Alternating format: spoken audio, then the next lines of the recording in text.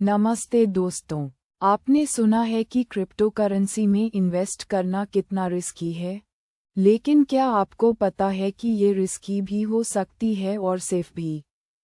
आज हम इस टॉपिक पर बात करेंगे।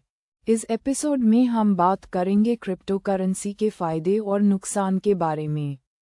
ये जानने के लिए कि क्रिप्टो करेंसी में इन्वेस्ट करना चाहिए या नहीं। ये एक इम्पॉर्टेंट टॉपिक है। तो चलिए शुरू करते हैं। पहले हम बात करेंगे सिक्योरिटी के बारे में। क्रिप्टो करेंसी की सिक्योरिटी एक बहुत बड़ी एडवांटेज है।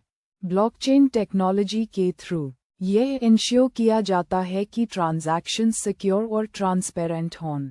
लेकिन अगर आपका प्राइवेट की हैक हो जाता है तो आपका पूरा इन्वेस्टमेंट लॉस हो सकता है। जैसे कि 2020 में इंडिया में एक क्रिप्टो करेंसी एक्सचेंज हैक हुआ था, जिसमें करोड़ों रुपये का नुकसान हुआ था। हम बात करेंगे डिसेंट्रलाइजेशन के बारे में। क्रिप्टो करेंसी की डिसेंट्रलाइजेशन एक और बड़ी एडवांटेज है। यह मीन है कि कोई भी गवर्नमेंट या इंस्टीट्यूशन इस पर कंट्रोल नहीं कर सकती।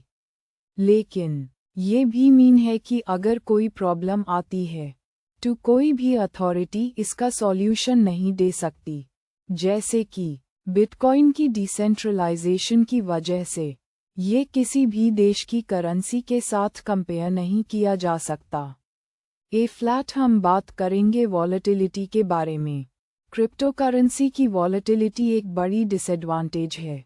यह मीन है कि क्रिप्टो करेंसी की प्राइस एक दिन में ही बहुत जल्दी चेंज हो सकती है।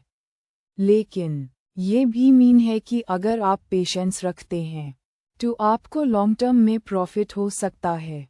जैसे कि 2021 में बिटकॉइन की प्राइस $1,00,000 से $30,000 तक गई थी, लेकिन फिर वापस $60,000 तक चली गई थी। अंत में हम बात करेंगे रेगुलेशन के बारे में। क्रिप्टो करेंसी की रेगुलेशन एक बहुत बड़ी प्रॉब्लम है। इंडिया में अभी तक कोई क्लियर रेगुलेशन नहीं है जो क्रिप्टो करेंसी को लेकर है। लेकिन ये भी मीन है कि अगर रेगुलेशन क्लियर हो जाती है तो क्रिप्टो करेंसी की अडॉप्शन बढ़ सकती है। जैसे कि यूएस में क्रिप्टो करेंसी को लेकर क्लियर रेगुलेशन है, जिससे वहाँ की अडॉप्शन बहुत जल्दी बढ़ रही है। तो दोस्तों, अगर आपको ये एपिसोड पसंद आया है तो प्लीज़ लाइक करें, सब्सक्राइब करें और अगले एपिसोड के लिए वेट करें।